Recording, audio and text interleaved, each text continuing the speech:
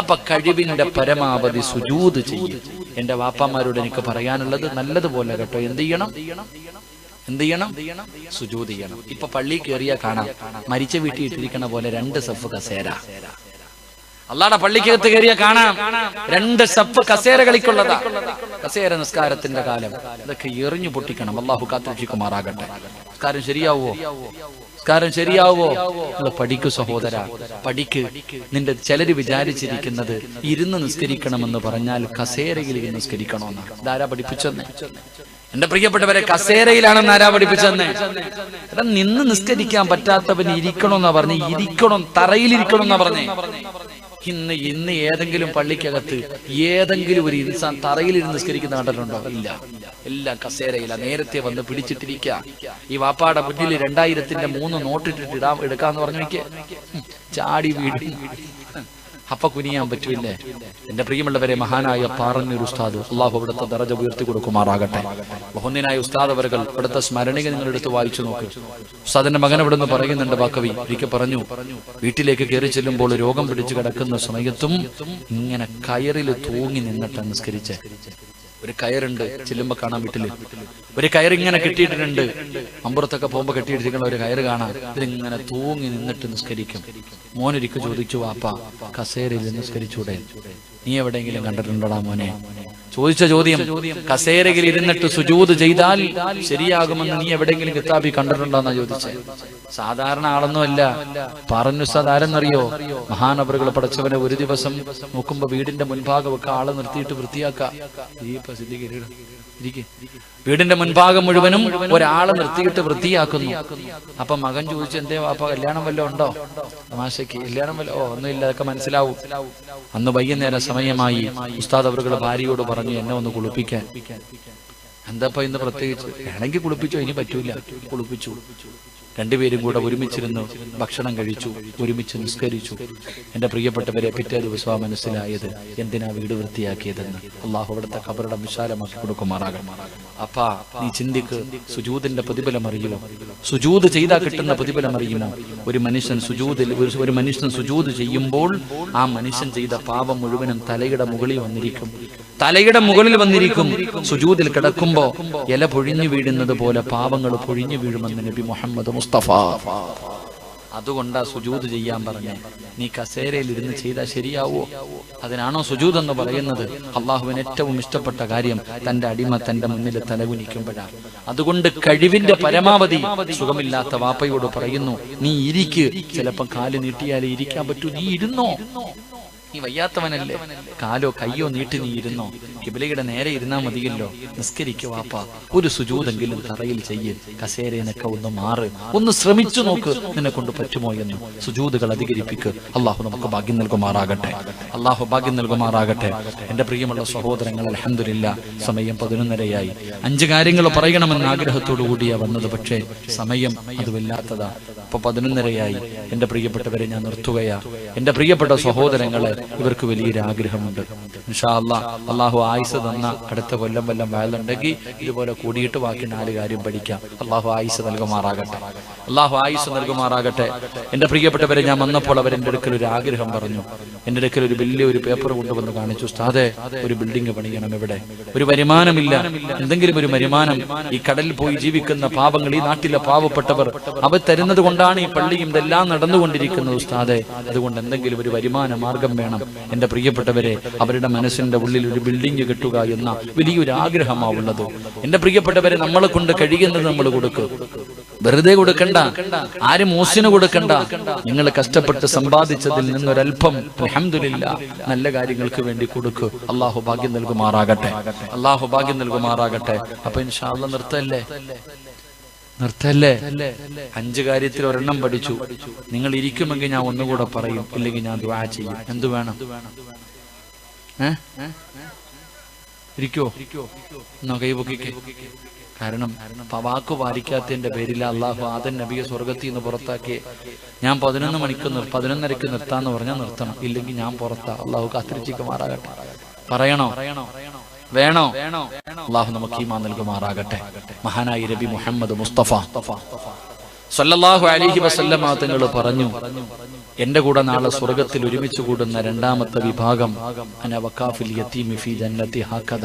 യതീമിനെ സ്നേഹിക്കുന്നവർ, യതീമിനെ സഹായിക്കുന്നവർ നാളെ സ്വർഗത്തിൽ എന്റെ കൂടെയാണെന്ന് നബി മുഹമ്മദ് മുസ്തഫ സല്ലല്ലാഹു അലൈഹി വസല്ലമ തങ്ങൾ പറഞ്ഞു. യതീമിനെ സ്നേഹിക്കുക, യതീമിനെ സഹായിക്കുക.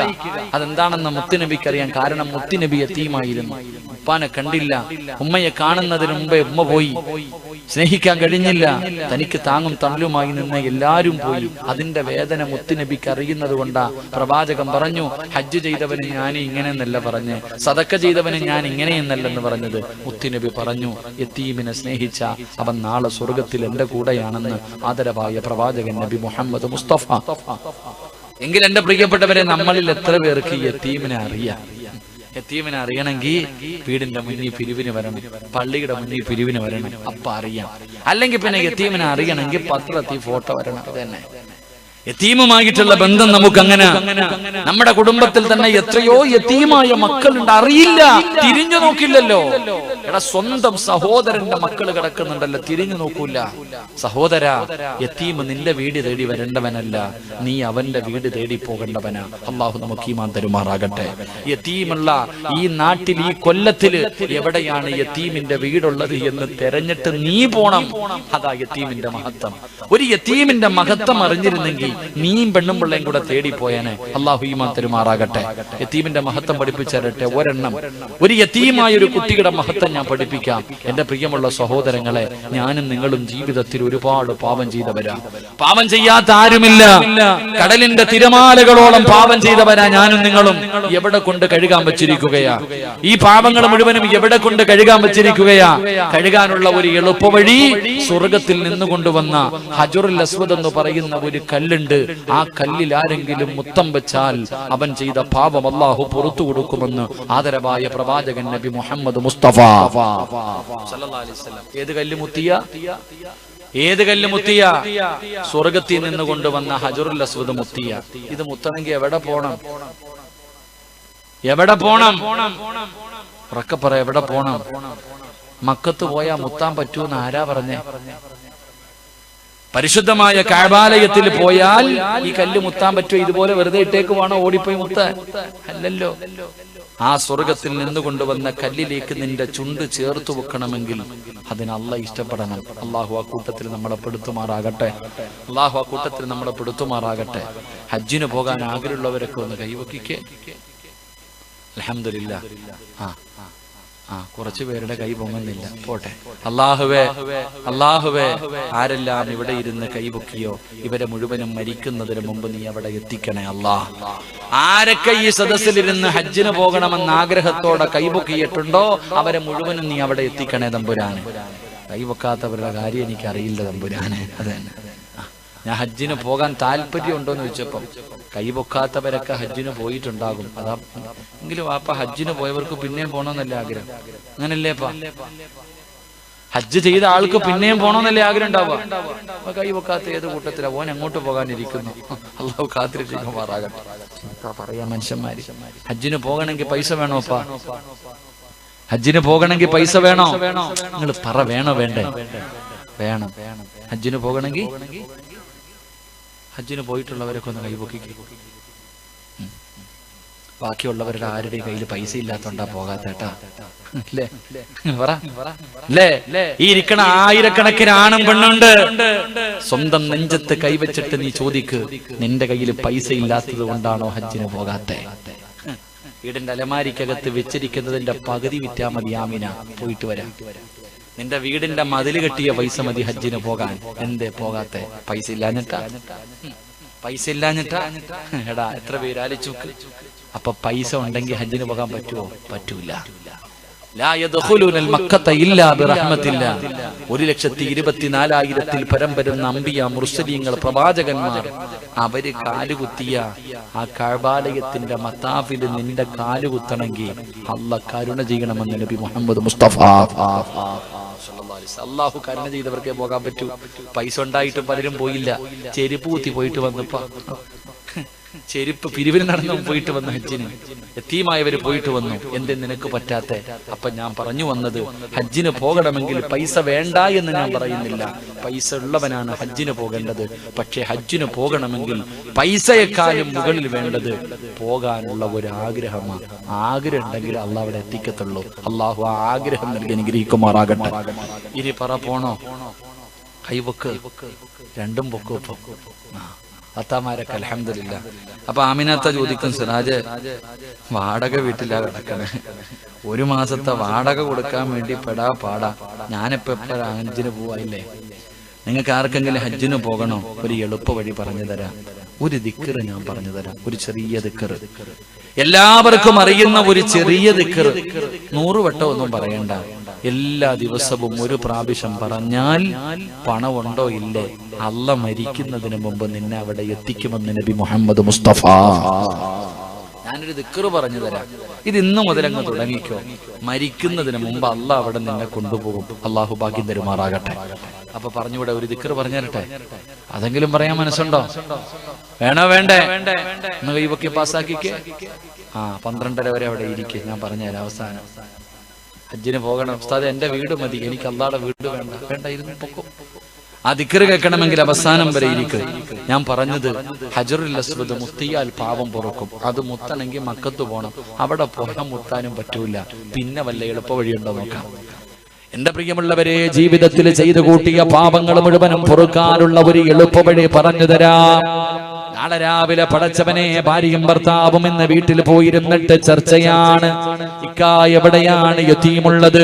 നിങ്ങളുടെ കുടുംബത്തിലുണ്ടോ? പെണ്ണേ, നിന്റെ കുടുംബത്തിലുണ്ടോ? പരിസരത്ത് എവിടെയെങ്കിലും യതീമുണ്ടോ? ഭാര്യയും ഭർത്താവും കൂടെ ചർച്ചയാണ്. അങ്ങനെ യതീമുള്ള വീട് മനസ്സിലാക്കിയാ നാളെ രാവിലെ പോകണേ.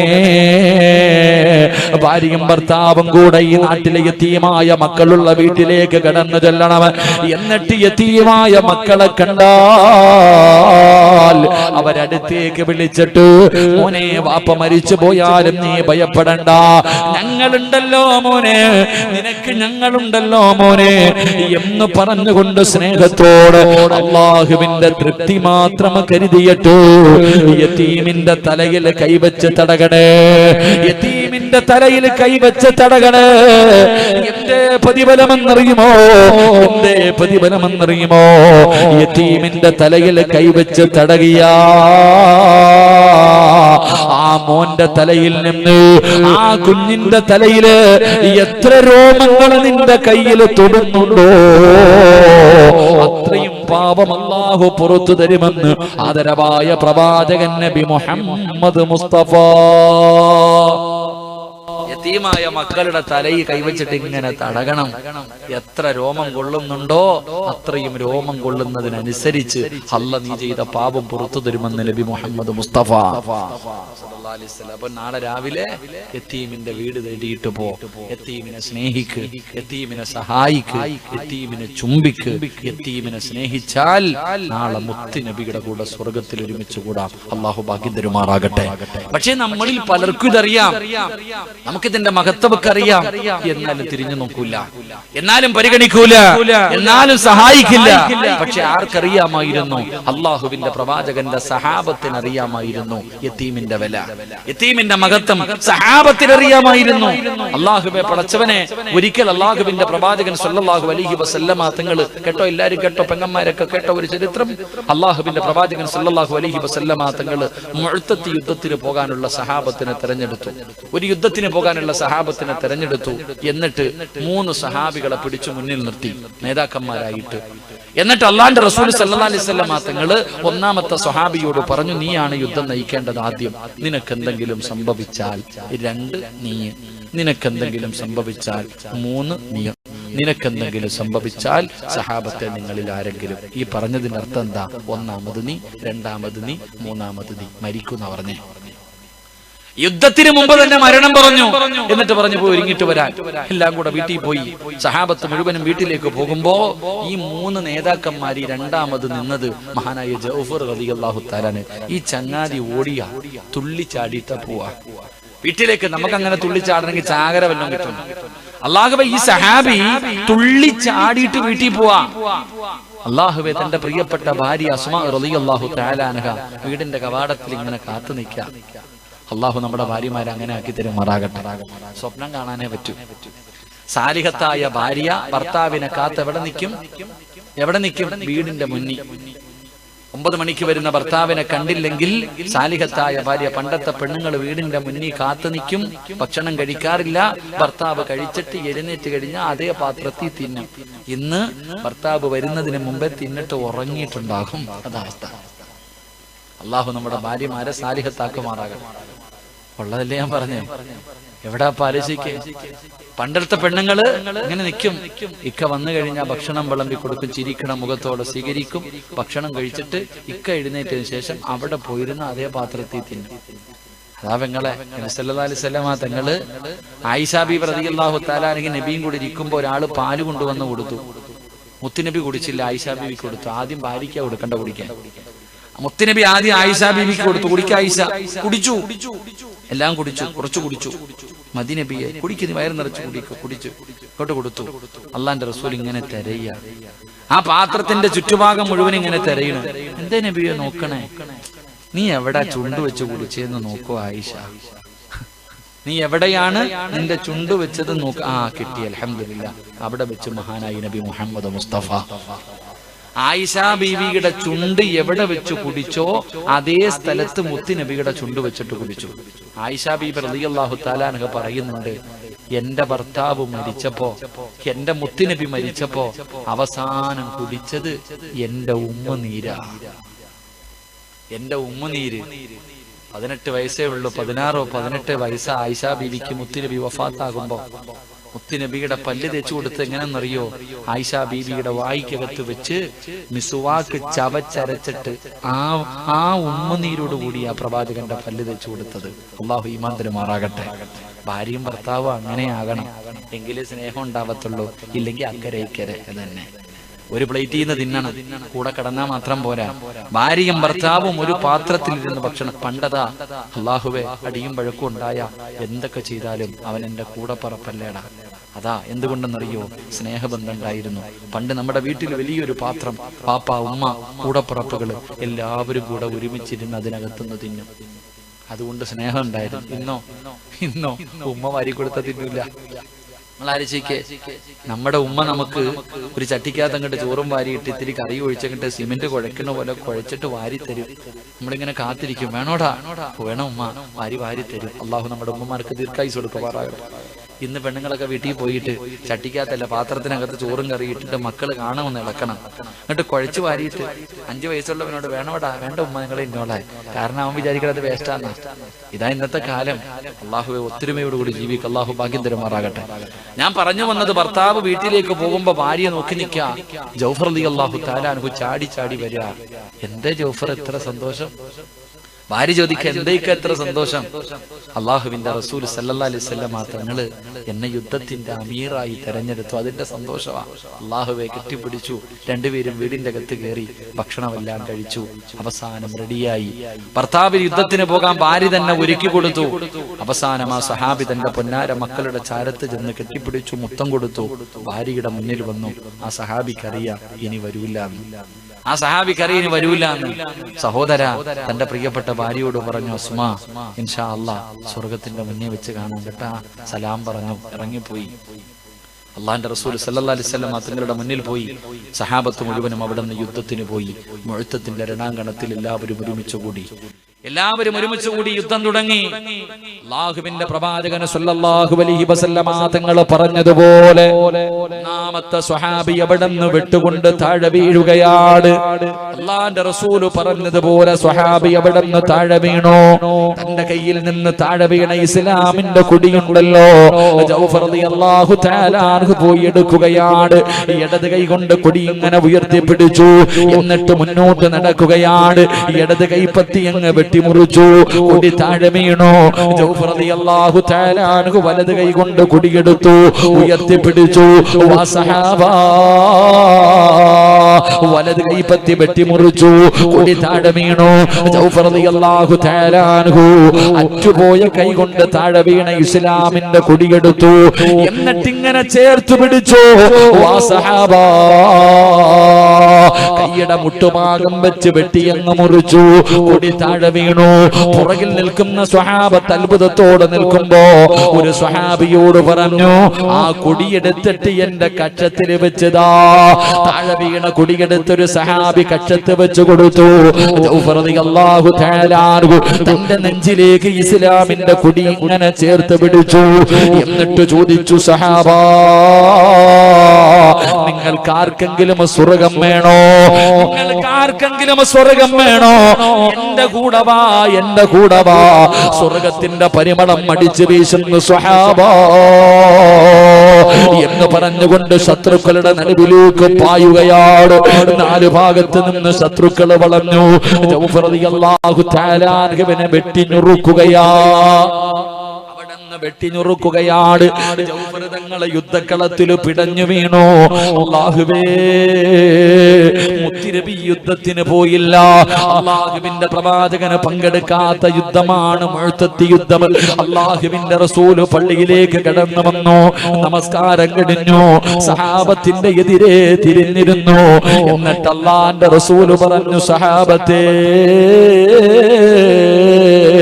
എന്റെ ജൗഫർ ഷഹീദായി സഹാബ, എന്റെ ജൗഫർ ഷഹീദായി സഹാബ. അല്ലാഹുവിന്റെ റസൂൽ അവിടെന്ന് പറയുമ്പോ പ്രവാചകൻ പറഞ്ഞു, ജൗഫർ ഷഹീദായി. വീട്ടിൽ പോയി പറയണമല്ലോ, ഭാര്യയോടും മക്കളോടും മരണവാർത്ത പറയണമല്ലോ. അല്ലാഹുവിന്റെ റസൂൽ തന്നെ മുന്നിലിരിക്കുന്ന നൂറുകണക്കിന് വരുന്ന സ്വഹാബത്തിനോട് അല്ലാഹുവിന്റെ റസൂൽ ചോദിച്ചു, സഹാബ, നിങ്ങളിൽ ആരാ പോയിട്ട് പറയുന്നത്? ജൗഫറിന്റെ ഭാര്യയോട്, ജൗഫറിന്റെ മക്കളോട് മരണമാരാ പോയി പറയുന്നത്? ഒരാള് പോലും അനങ്ങിയില്ല, ഒരാള് പോലും തയ്യാറായില്ല. അല്ലാഹുവിന്റെ റസൂൽ പിന്നെയും ചോദിക്കുന്നു, സ്വഹാബാ, നിങ്ങളിൽ ആരാ ജൗഫറിന്റെ വീട്ടിൽ പോയി മരണവാർത്ത പറയുന്നത്? ഒറ്റ സ്വഹാബി പോലും അനങ്ങാതെ തലതാഴ്ത്തിയിരിക്കുകയാ. മുത്തുനബി അത്ഭുതമായി അവിടെന്ന് ചോദിച്ചു, സഹാബത്തേ, നിങ്ങൾ എന്തേ തയ്യാറാകാത്തത്? നിങ്ങൾ എന്തേ തയ്യാറാകാത്തത്? യാ റസൂലല്ലാഹ്, അതിനുള്ള ധൈര്യം ഞങ്ങൾക്കില്ല നബിയേ. ജൗഫറിന്റെ വീട്ടിൽ ചെന്ന് മരണവാർത്ത പറയാനുള്ള ധൈര്യമില്ല. കാരണം എന്തെന്നറിയുമോ? ജൗഫർ റളിയല്ലാഹു തആല അൻഹുവിന്റെ ഭാര്യയായ അസ്മാഇന്റെ മുന്നിൽ ചെന്നിട്ട്, അസ്മാ, നിന്റെ ഭർത്താവ് ഷഹീദായി, നിന്റെ ഭർത്താവ് മരിച്ചുപോയി. എങ്ങനെ പറയും നബിയേ? എങ്ങനെ പറഞ്ഞു മനസ്സിലാക്കും നബിയേ? ആ പെണ്ണിന് 19 വയസ്സാണ് നബിയേ. 19 വയസ്സുള്ള അസ്മാഇന്റെ മുന്നിൽ ചെന്നിട്ട് നിന്റെ ഭർത്താവ് മരിച്ചുപോയെന്ന് ഞങ്ങൾ എങ്ങനെ പറയാരാ? യാ റസൂലല്ലാഹ്, 3 ആമക്കളാണ് നബിയേ. ജൗഫർ റളിയല്ലാഹു തആല അൻഹുവിന് 3 ആമക്കള്. 10 വയസ്സിന്റെ താഴെ പ്രായമുള്ള 3 എണ്ണം. 10 വയസ്സിന് താഴെ പ്രായമുള്ള 3 എണ്ണം മക്കളെ. നിങ്ങളുടെ വാപ്പ മരിച്ചുപോയെന്ന് ഞങ്ങൾ എങ്ങനെ പറയും നബിയേ? അതിനുള്ള ധൈര്യമില്ലാത്തത് കൊണ്ടാണ് നബിയേ. അല്ലാഹുവിന്റെ റസൂല് പറഞ്ഞു, എന്തായാലും മരണം പറയണം. വാ സഹാബ, നമുക്ക് ഒരുമിച്ച് പോയി പറയാ. എല്ലാരും കൂടെ പള്ളിയിൽ നിന്നിറങ്ങി ജൗഫർ റളിയല്ലാഹു തആല അൻഹുവിന്റെ വീട്ടിലേക്ക് പോകുമ്പോ ആ വീട്ടിൽ നടക്കുന്ന രംഗം എന്തെന്നറിയുവോ? യുദ്ധം കഴിഞ്ഞ് സഹാബികൾ വരാൻ തുടങ്ങി. അസ്മാ റളിയല്ലാഹു തആല അൻഹ തന്റെ 3 മക്കളെ എണ്ണ തേപ്പിച്ചു കുളിപ്പിച്ചു. തന്റെ 3 മക്കളെ എണ്ണ തേപ്പിച്ച് കുളിപ്പിച്ചു.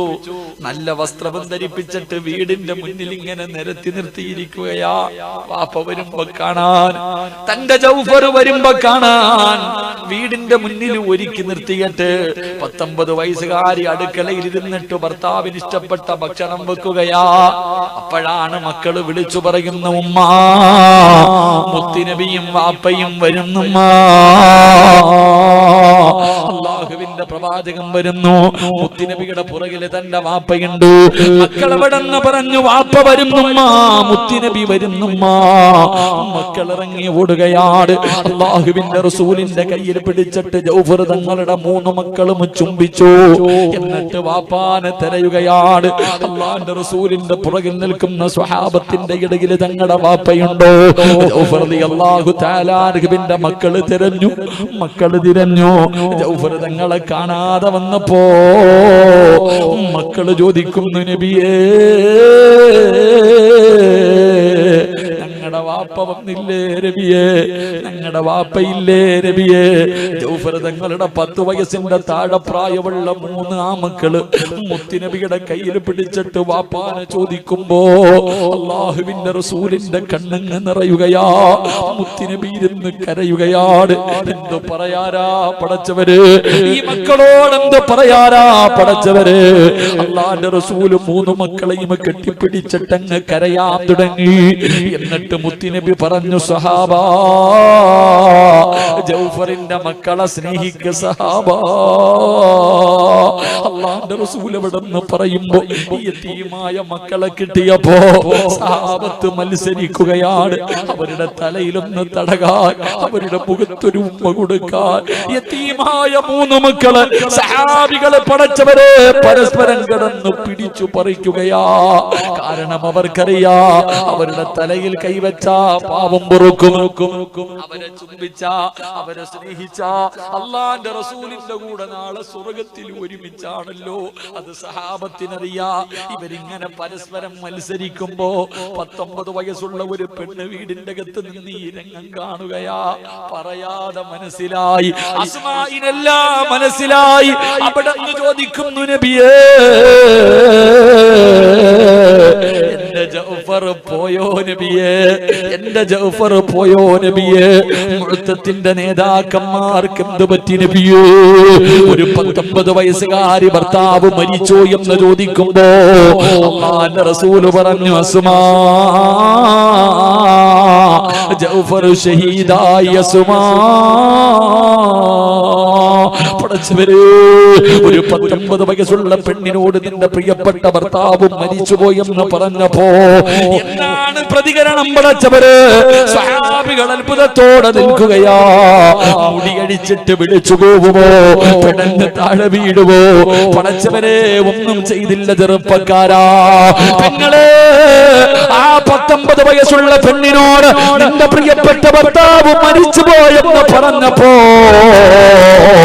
ആ പെണ്ണ് ചോദിച്ചത് എന്തെന്നറിയോ? നബിയേ, യാ റസൂലല്ലാഹ്,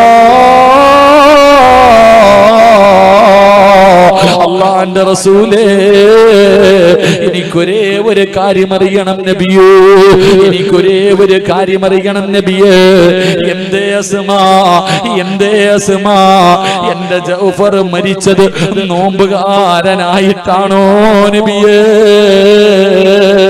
എന്റെ ഭർത്താവ് നോമ്പുകാരനായിട്ടാണോ മരിച്ചത്?